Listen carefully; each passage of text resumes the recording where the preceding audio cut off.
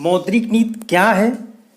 तो मौद्रिक नीति से तात्पर्य उन सब उपायों से है जो अर्थव्यवस्था में मुद्रा तथा शाख को नियंत्रित करते हैं, या अन्य शब्दों में कहें तो किसी देश की सरकार केंद्रीय बैंक के माध्यम से अर्थव्यवस्था में किसी विशेष आर्थिक उद्देश्य की प्राप्ति हेतु, अब वो चाहे उद्देश्य आर्थिक स्थिरता हो, विदेशी विनिमय दर स्थिरता हो, पूर्ण रोजगार हो या आर्थिक विकास हो, चलन में मुद्रा एवं शाख की मात्रा को नियमित एवं नियंत्रित करने के लिए जो नीति अपनाता है उसे मौद्रिक नीति कहा जाता है।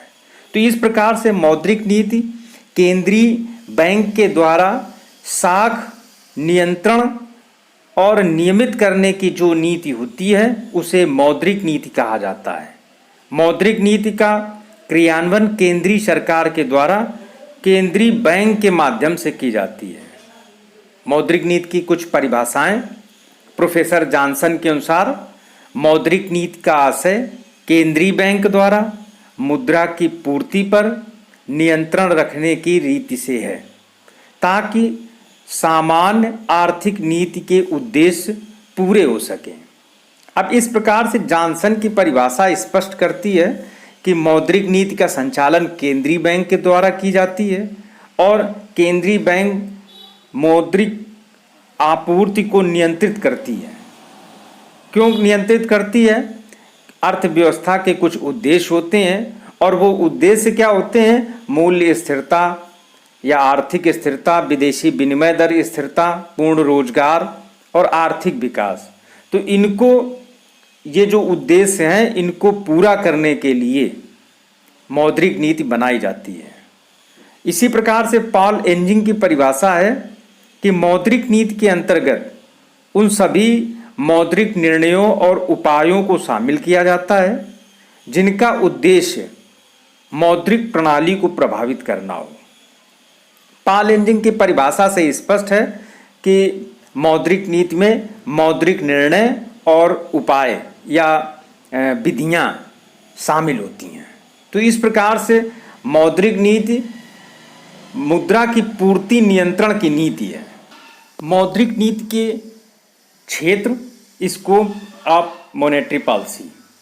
वास्तव में मौद्रिक नीति एक साधन है, साध्य नहीं है।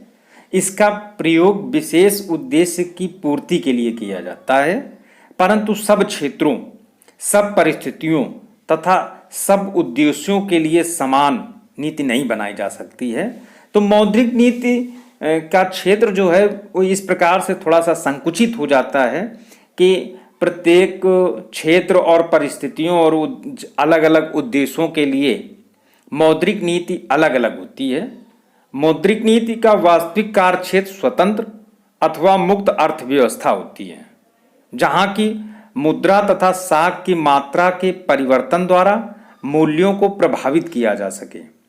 तो इस प्रकार से मौद्रिक नीति मुद्रा प्रणाली को प्रभावित करती है और अर्थव्यवस्था जब स्वतंत्र होती है या मुक्त अर्थव्यवस्था जब होती है तो वहाँ पर मुद्रा और शाख की मात्रा का परिवर्तन जब होता है तो कीमतों में तत्काल परिवर्तन होता है, क्योंकि अर्थव्यवस्था मुक्त होती है।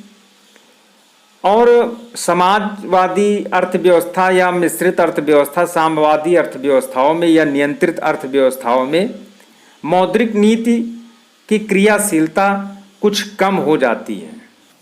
मौद्रिक नीति की आवश्यकता, नीड्स ऑफ मॉनेटरी पॉलिसी। मौद्रिक नीति की आवश्यकता किसी भी अर्थव्यवस्था को क्यों पड़ती है? तो उसका कारण है कि जब महान मंदी आई 1930 में, तो वहाँ आर्थिक नीतियों में परिवर्तन, अनेक परिवर्तन हुए।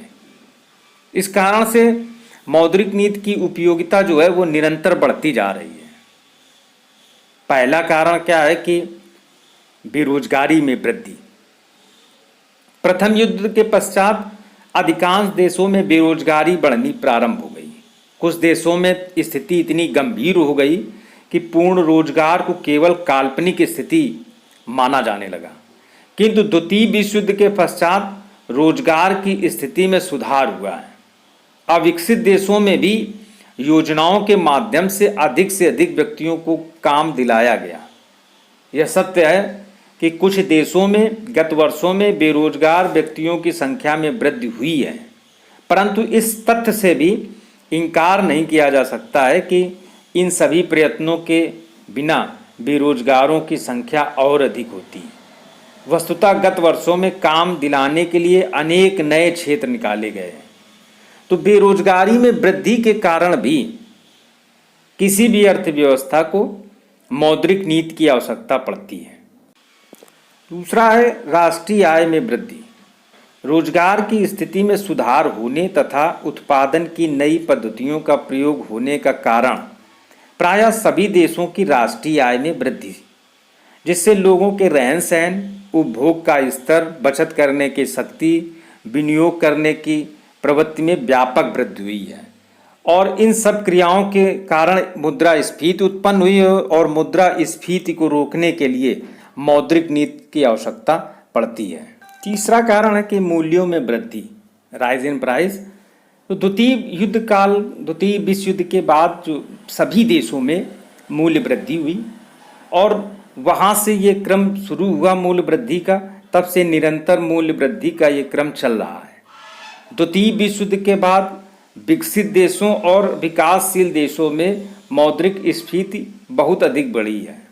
चौथा है व्यापार में वृद्धि तथा अधिकतर देशों में व्यापार शेष का प्रतिकूल रहना। चूंकि वैश्वीकरण के कारण सभी देश जो एक पूरा समुदाय बन गया है, इस कारण से विदेशी व्यापार में लगातार वृद्धि हो रही है, आयात और निर्यातों में वृद्धि हो रही है। इससे व्यापार असंतुलन भी उत्पन्न हो रहा है। प्रायः कई देश ऐसे हैं विकासशील देश जिनका व्यापार शेष जो है वो प्रतिकूल रहता है। व्यापार शेष की प्रतिकूलता को दूर करने के लिए भी मौद्रिक नीति की आवश्यकता पड़ती है।